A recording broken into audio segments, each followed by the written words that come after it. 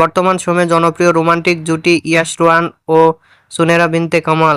দিন দিন বাংলা নাটকের জনপ্রিয়তা বেড়েই চলেছে। সেই ধারাবাহিকতায় আবারও নতুন নাটক নিয়ে হাজির হয়েছেন জনপ্রিয় এই জুটি।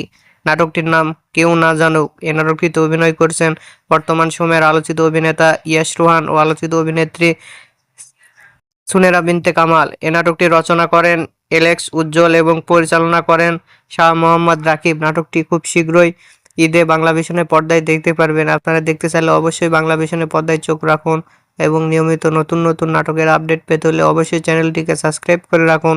পরবর্তী ভিডিওর জন্য অপেক্ষা করুন।